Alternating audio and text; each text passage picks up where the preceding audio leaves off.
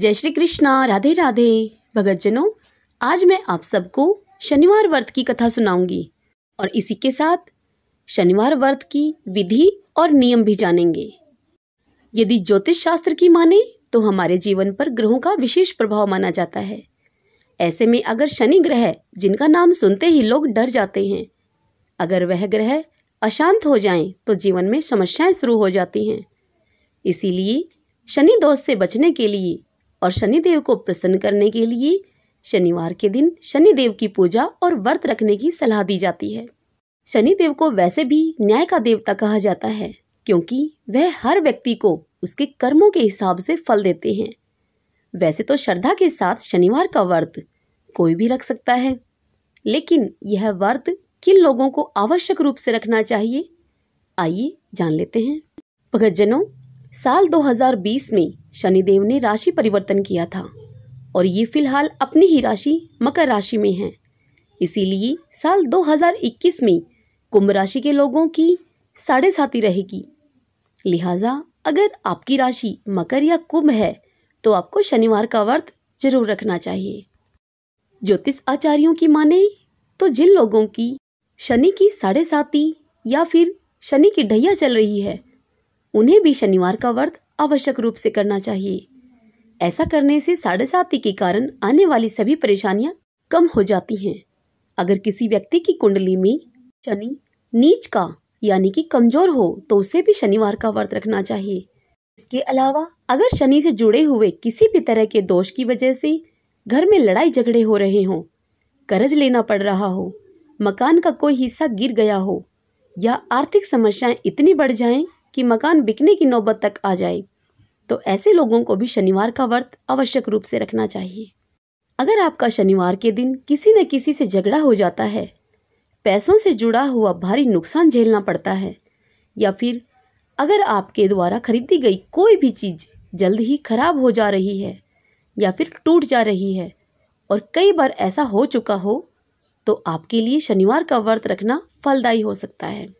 कुंडली में राहु केतु से जुड़ी कोई समस्या हो तो उन लोगों को भी शनिवार का व्रत रखना चाहिए।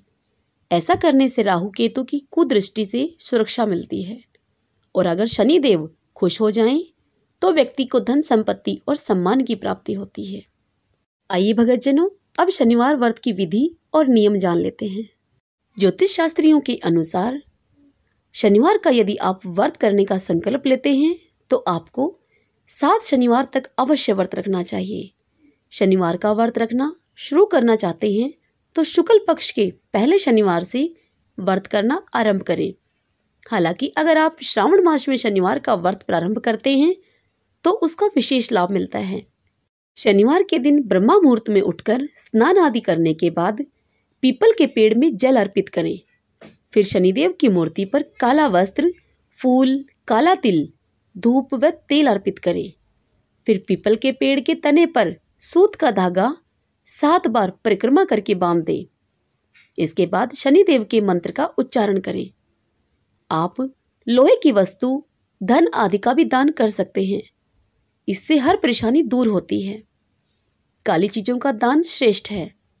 शनिवार व्रत के दौरान नमक नहीं खाना चाहिए। इस दिन नीले, बैंगनी या काले रंग के कपड़े पहने। शनिवार का व्रत करने वाले लोगों को शनिदेव के साथ ही शिव जी और हनुमान जी की भी पूजा करनी चाहिए। इस दिन शनि स्तोत्र का पाठ करना भी विशेष फलदायक सिद्ध होता है। भगतजनों, यह तो थे शनिवार व्रत की विधि और नियम। आइए अब शनिवार व्रत की शनिदेव भगवान की कथा सुनते हैं। सब बोलें शनिदेव भगवान की जय। ओम शनिश्चराय नमो नमः। एक समय सूर्य, चंद्रमा, मंगल, बुध, बृहस्पति, शुक्र, शनि, राहु और केतु, इन ग्रहों में आपस में झगड़ा हो गया कि हम सब में से बड़ा कौन है। सब अपने आप को बड़ा कहते थे। जब आपस में कोई निर्णय न हो सका तो सब के सब आपस में झगड़ते हुए इंद्र के पास गए और उससे जाकर कहने लगे कि आप देवताओं के राजा हैं, इसलिए आप हमारा न्याय करके हमें बतलाइए कि हम 9 ग्रहों में से सबसे बड़ा कौन है। राजा इंद्र उनका यह प्रश्न सुनकर घबरा गए और कहने लगे कि मुझ में यह सामर्थ्य नहीं है जो किसी को बड़ा या छोटा बता सकूं। मैं अपने मुख से कुछ नहीं कह सकता हूँ।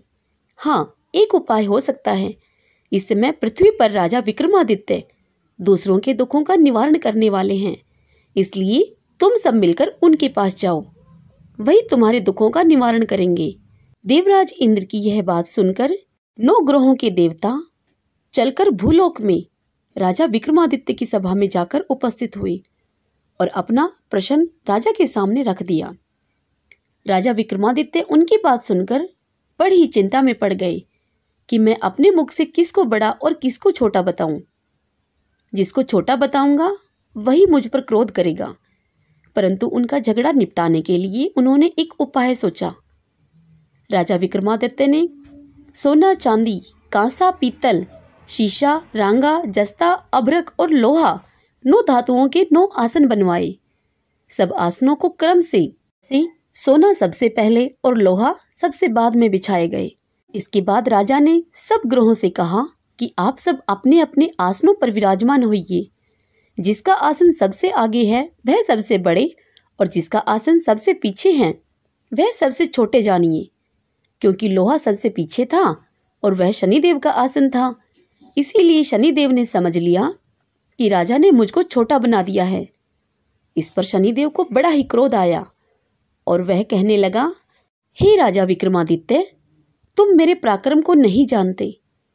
सूर्य एक राशि पर 1 महीना, चंद्रमा 2.25 दिन, मंगल 1.5 महीना, बृहस्पति 13 महीने, बुध और शुक्र 1-1 महीने, परंतु मैं एक राशि पर 2.5 साल या फिर 7.5 साल तक रहता हूँ।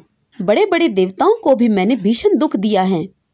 हे राजन, सुनो, राम जी को 7.5 आई तो उन्हें वनवास हो गया और रावण पर 7.5 आई तो राम और लक्ष्मण ने सेना लेकर लंका पर चढ़ाई कर दी और रावण कुल का नाश हो गया।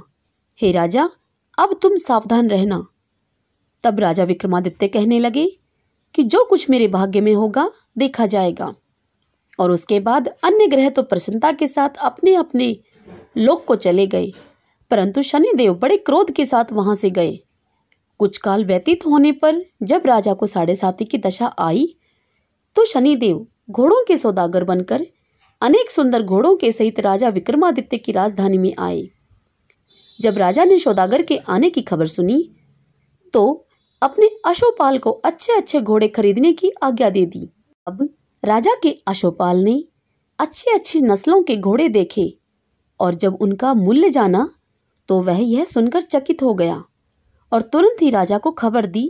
राजा उन घोड़ों को देखकर अच्छा सा घोड़ा चुनकर सवारी के लिए चढ़ गया। राजा के घोड़े के पीठ पर चढ़ते ही घोड़ा जोर से भागा। घोड़ा बहुत दूर तक एक बड़े घने जंगल में जा पहुंचा। हाँ, घने जंगल में राजा विक्रमादित्य को छोड़कर वह घोड़ा अंतर्ध्यान हो गया। इसके बाद राजा अकेला ही जंगल में भटकता फिरता रहा। बहुत देर के बाद राजा ने भूख और प्यास से दुखी होकर भटकते भटकते एक ग्वाले को देखा। वहां ग्वाले ने राजा विक्रमादित्य को प्यास से व्याकुल देखकर उन्हें पानी पिलाया। राजा की उंगली में एक अंगूठी थी। राजा ने वह अंगूठी निकालकर प्रसन्नतापूर्वक उस ग्वाले को दे दी और शहर की ओर वह राजा विक्रमादित्य चल दिया।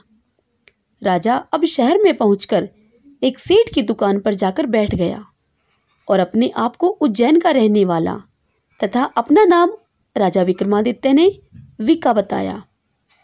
सेठ ने उसको एक कुलीन मनुष्य समझकर जल आदि पिलाया। भाग्यवश उस दिन सेठ की दुकान पर बिक्री बहुत अच्छी हुई।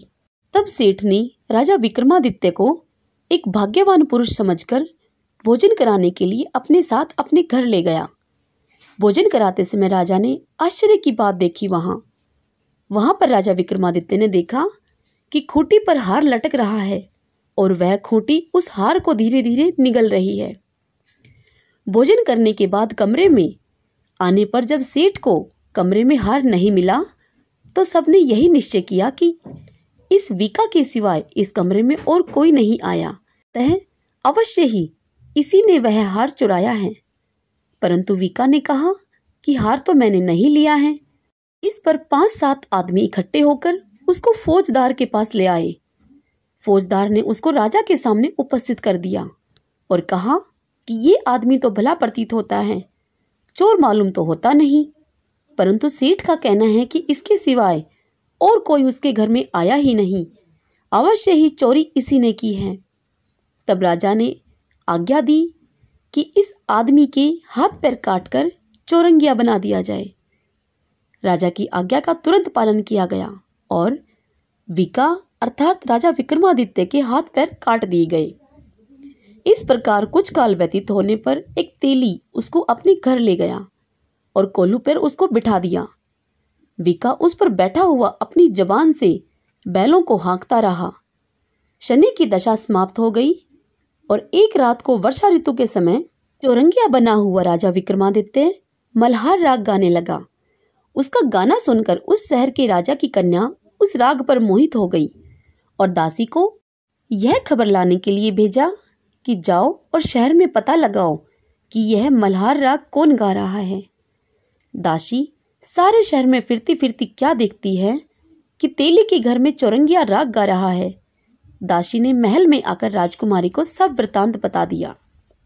बस उसी क्षण राजकुमारी ने अपने मन में यह प्रण कर लिया कि चाहे कुछ भी हो जाए, मुझे उस चौरंगिया के साथ ही विवाह करना है। प्रातःकाल होते ही जब दासी ने राजकुमारी को जगाना चाहा, तब राजकुमारी अनशन व्रत करके पड़ी रही। तब दासी ने रानी के पास जाकर राजकुमारी के न उठने का सारा वृतांत बताया। रानी ने तुरंत ही वहां आकर राजकुमारी को जगाया और उसके दुख का कारण पूछा। तब राजकुमारी ने कहा कि माँ, मैंने तो यह प्रण कर लिया है कि तेली के घर में जो चौरंगिया है, मैं उसी के साथ विवाह करूंगी। तब राजकुमारी की माता ने कहा कि पगली, यह क्या बात कह रही है? तेरा किसी देश के राजा के साथ विवाह किया जाएगा। राजकुमारी कहने लगी कि माँ, मैं अपना प्रण कभी नहीं तोड़ूंगी। माता ने चिंतित होकर यह बात राजा को बताई। तब राजा ने भी आकर अपनी बेटी को समझाया और राजा उससे कहने लगा कि मैं अभी अभी देश देशांतर में अपने दूत भेजकर सुयोग्य, रूपवान एवं बड़े से बड़ा गुणी राजकुमार के साथ तुम्हारा विवाह करूंगा।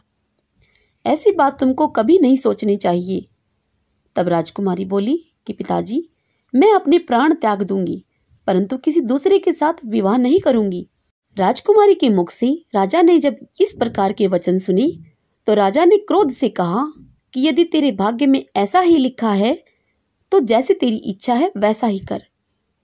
फिर राजा ने तेली को बुलाकर कहा कि तेरे घर में जो चौरंगिया है, उसके साथ मैं अपनी कन्या का विवाह करना चाहता हूँ। तब तेली राजा से कहने लगा कि यह कैसे हो सकता है महाराज? कहाँ आप हमारे राजा और कहाँ मैं नीच तेली? परंतु राजा ने कहा कि भाग्य के लिखे को कोई टाल नहीं सकता। अपने घर जाकर विवाह की तैयारी करो।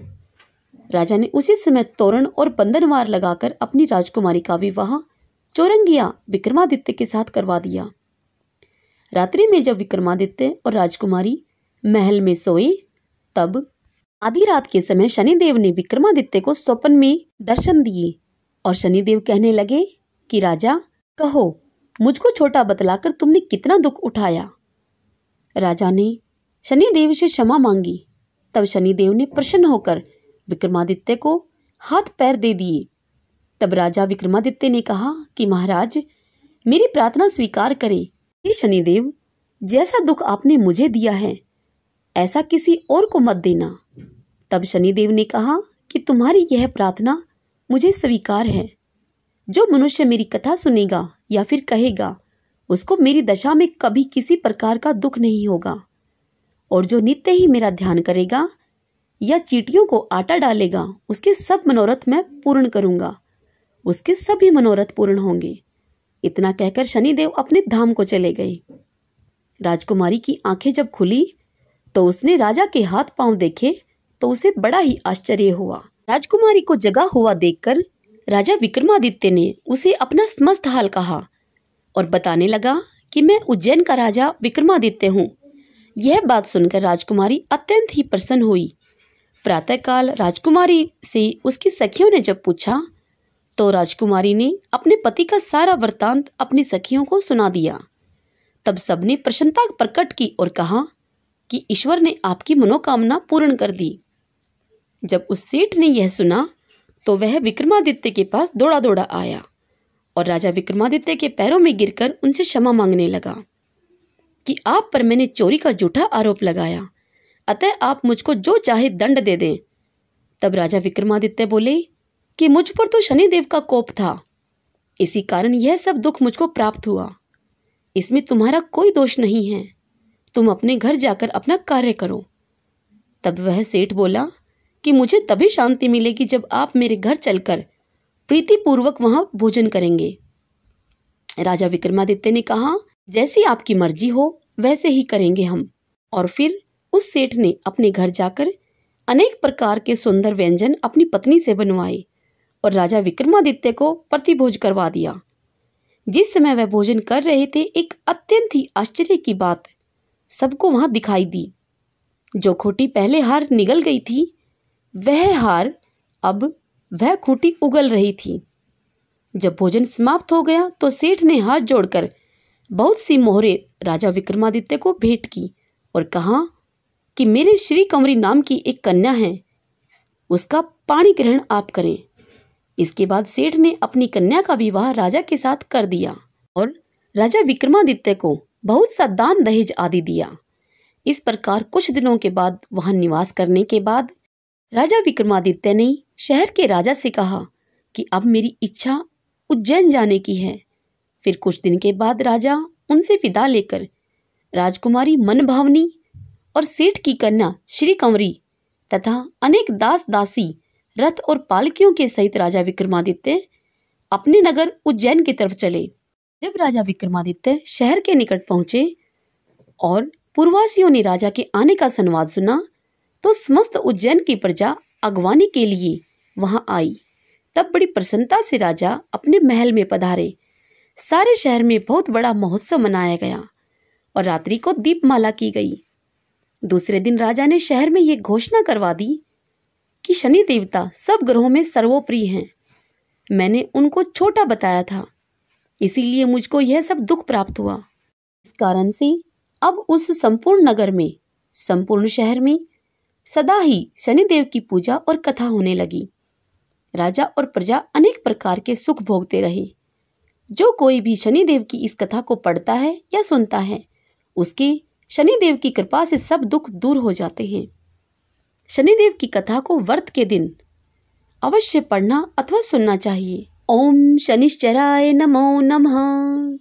सब बोले शनिदेव महाराज की जय। आइए भगतजनों, अब शनिदेव की आरती सुनते हैं। जय जय श्री शनिदेव भक्तन हितकारी, सूरज के पुत्र प्रभु छाया में तारी। जय जय श्री शनिदेव भक्तन हितकारी, श्याम अंक वक्र दृष्ट चतुर्भुजधारी, नीलांबर धारी नाथ गज की असवारी।